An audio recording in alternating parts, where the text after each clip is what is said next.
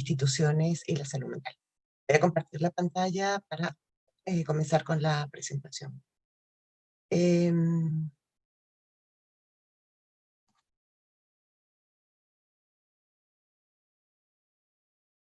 bueno, yo les voy a hablar de la legitimidad del formato a distancia en psicoterapia. Porque yo considero que lo que ha ocurrido durante este tiempo de pandemia ha venido a legitimar desde distintos órdenes el formato a distancia en la psicoterapia. La irrupción de la pandemia en el panorama mundial significó, sin lugar a dudas, el pasaje masivo de la psicoterapia de un encuadre preferentemente presencial a un formato a distancia, única manera de poder continuar o de iniciar los tratamientos.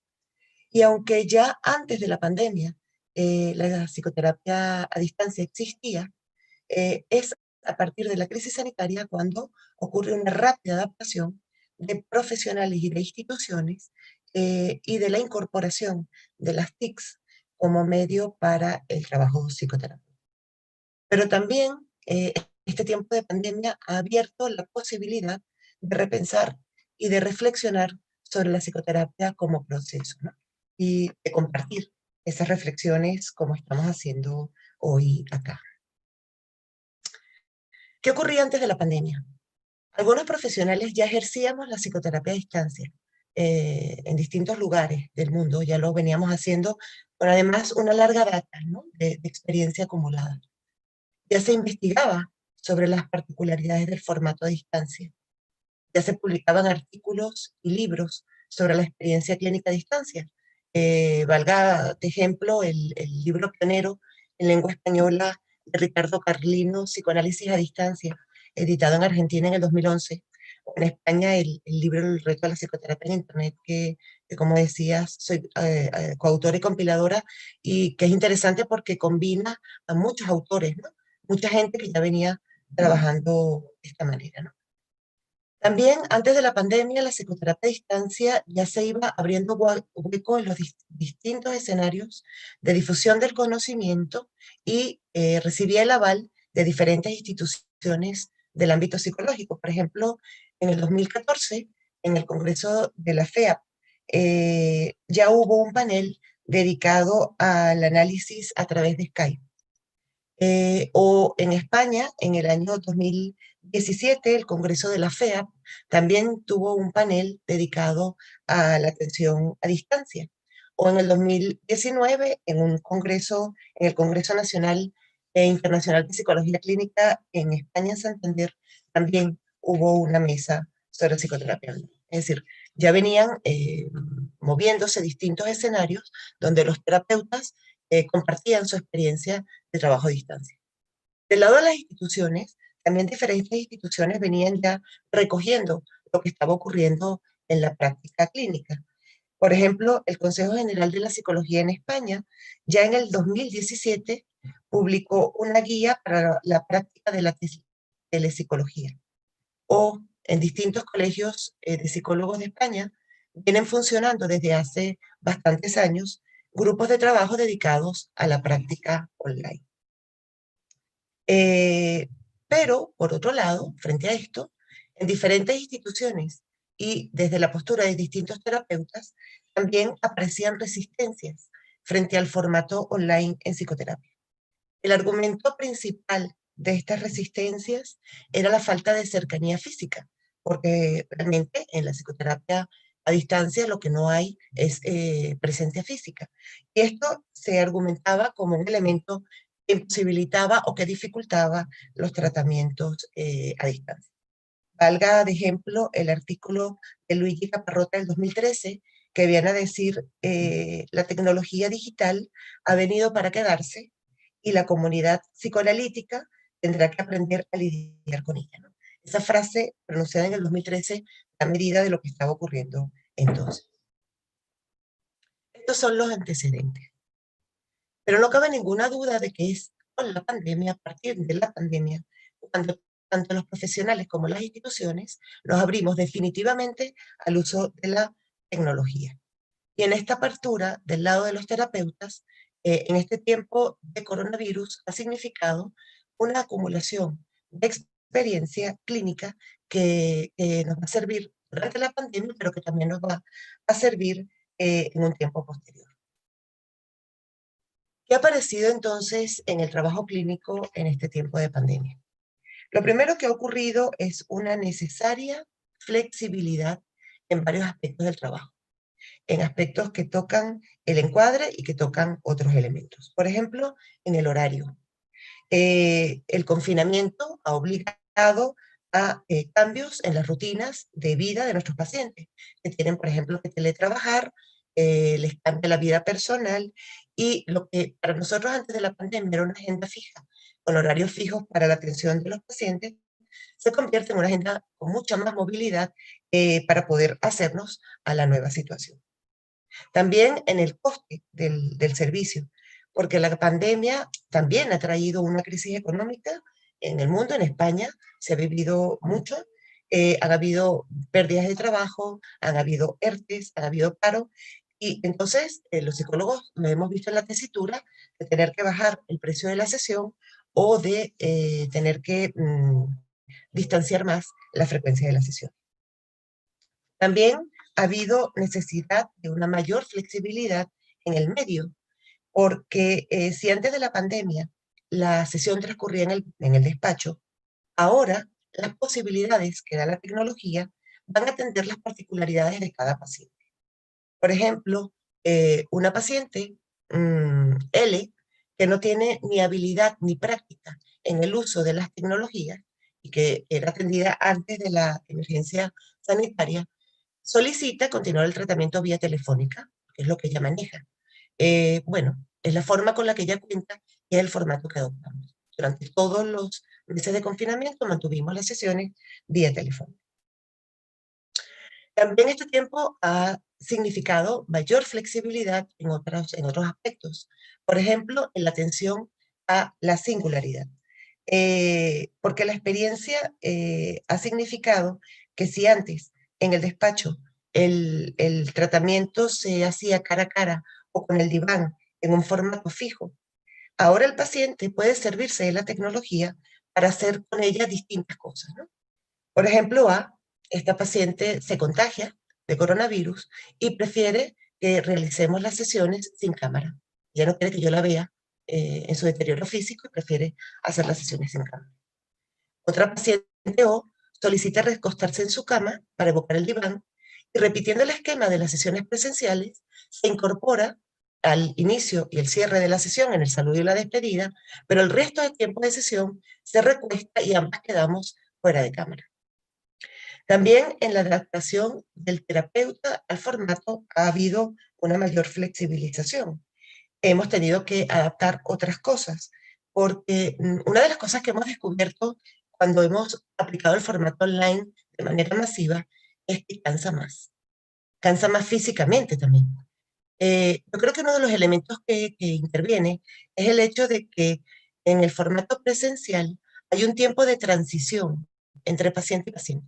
Cuando lo buscamos en la sala de espera, lo acompañamos al despacho, hacemos una especie de puente que se pierde en el formato a distancia. En el formato a distancia, de paciente a paciente pasamos por un clic. Entonces hemos tenido que aprender a dar un tiempo, ¿no? No podemos pasar de uno a otro de una manera tan masiva, ¿no? Son elementos que flexibilizan el formato, que nos obligan, como todo lo que tiene que ver con Internet, a ser menos ortodoxos, ¿no? Internet nos enseña siempre a ser menos ortodoxos. También ha ocurrido en este tiempo una mayoritaria aceptación del formato online por parte de los pacientes, ¿no?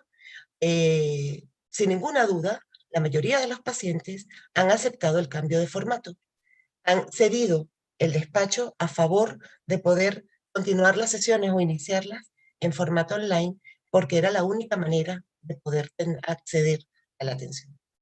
Pero por otra parte, algunos factores como la falta de privacidad del confinamiento juegan en contra del tratamiento online, y eso obliga a veces a interrumpir los tratamientos. Esto le ocurre a C. Este paciente que vive en Madrid, pero que proviene de otra región, se traslada a su lugar de procedencia para el confinamiento y me llama telefónicamente para suspender el tratamiento hasta que volvamos a hasta que se vuelva a la normalidad, porque en su casa familiar no tiene ningún tipo de privacidad, de intimidad. Pero justamente el motivo de consulta a este paciente es una ansiedad derivada de una madre invasiva, ¿no? Que no le deja espacio, que no le deja privacidad, lo cual también se pone en evidencia en la pandemia.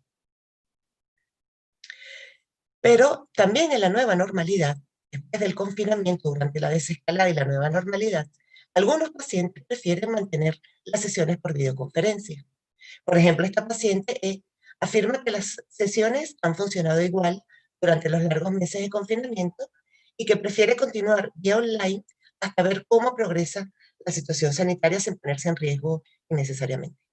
Otra paciente madre de dos niños y que teletrabaja, prefiere mantener el formato online para poder hacerse cargo de la conciliación, esa palabra, ¿no?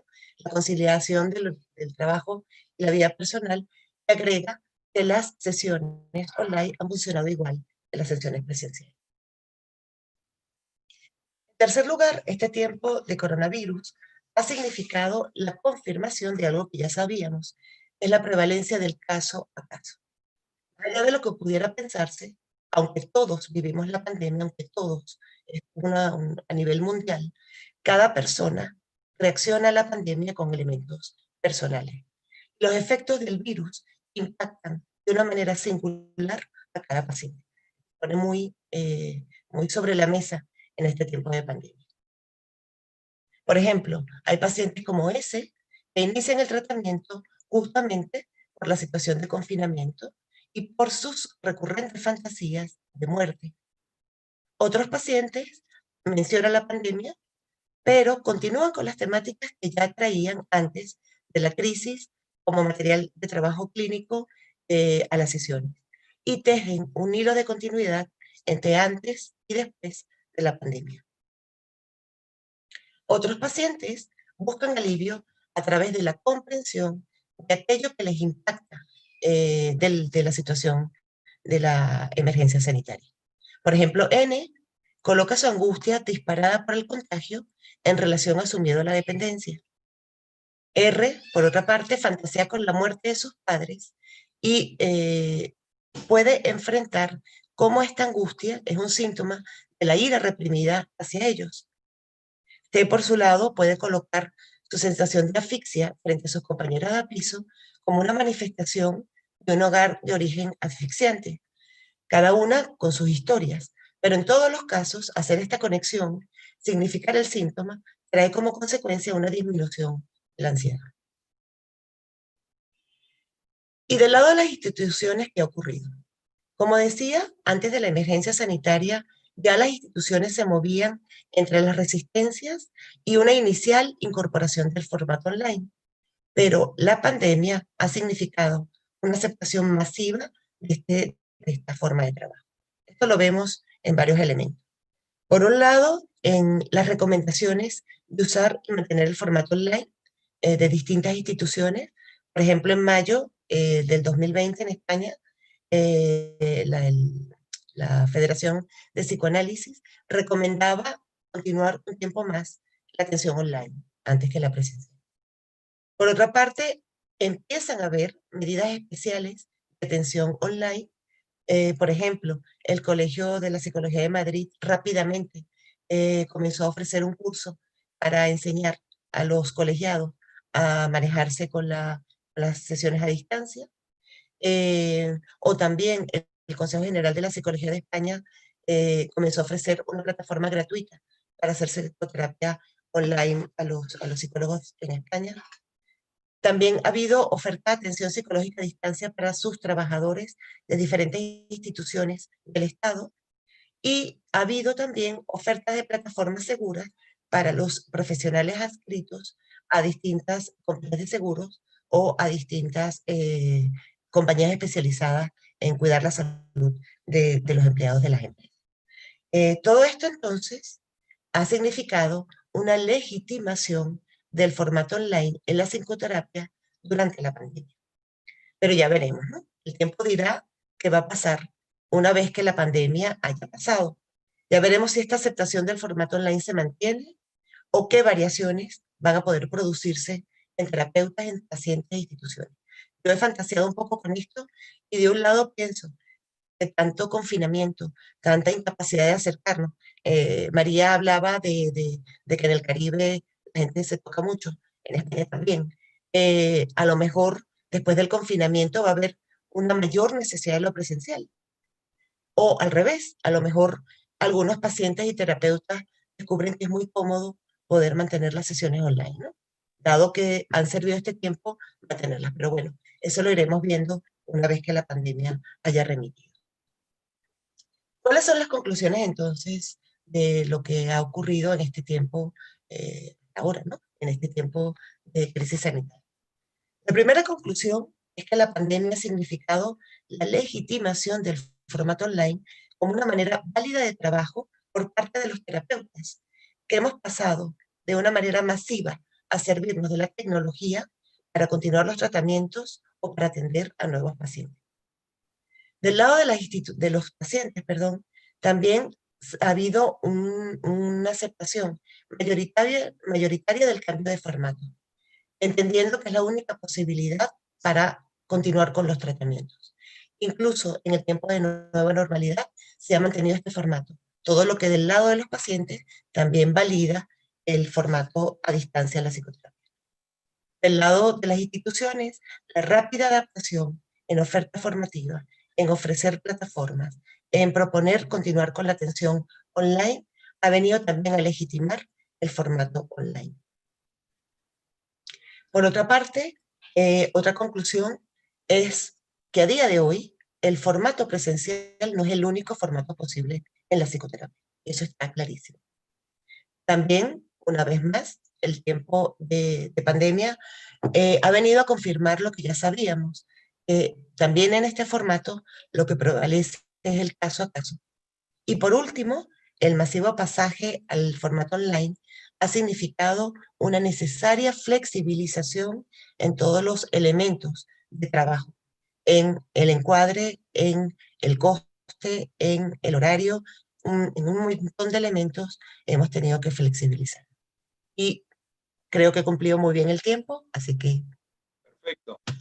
Esther, tiempo perfecto hemos cumplido.